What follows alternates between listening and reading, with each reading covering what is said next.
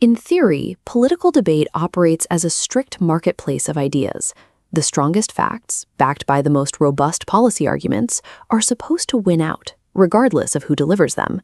But watch what happens when that ideal starts to crack under the pressure of actual television. Enter Adam Mockler.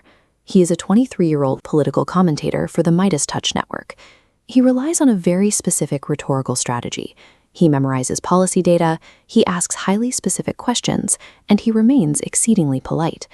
Yet, when he brings that composed approach into contact with veteran pundits, the conversation routinely derails. Instead of countering his data, his opponents quickly abandon the topic at hand to attack his age.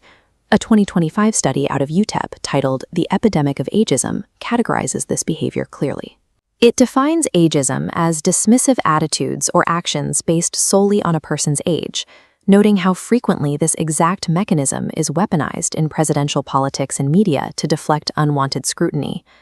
We are going to look at 10 specific moments where the debate stopped being about policy facts and evolved into an age-based defense mechanism. In this forensic breakdown, Mockler is the control variable. His tone and tactics stay exactly the same. The only things that shift are the reactions of his older opponents as they realize they cannot refute his arguments. The first stage of intellectual panic rarely involves shouting. It relies on subtle deflection, using a condescending tone and diminutive labels to quickly reestablish a generational hierarchy.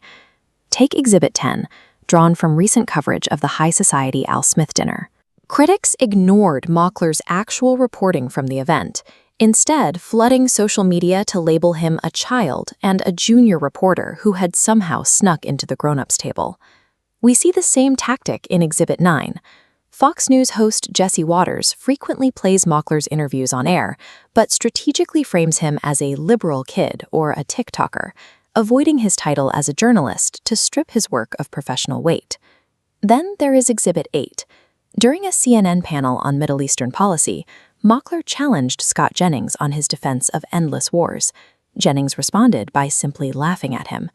These microaggressions do a very specific job.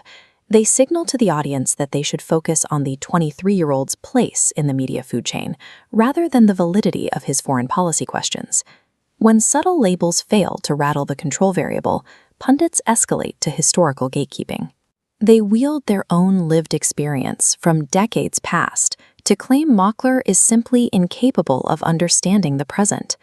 Exhibit 7 highlights how critics use Mockler's clean-cut appearance to brand him a missionary kid or a choir boy, suggesting his youth leaves him entirely too sheltered to grasp the hard-nosed realities of Washington.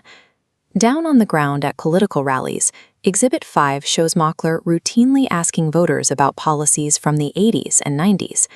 The default response to his questions is almost always, "You weren't even born yet."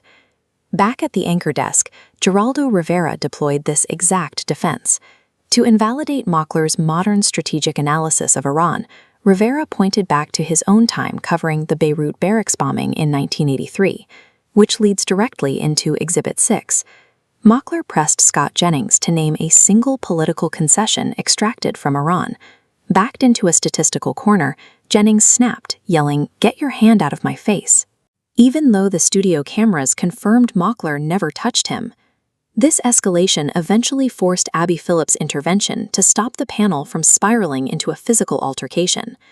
The veteran expert manufactures a phantom physical threat to shut down the discussion when the facts no longer favor them. If the phantom threat doesn't work, we reach the final stage. The opponent completely runs out of counterarguments, drops the facade of intellectual debate, and overloads the system with explicit personal insults.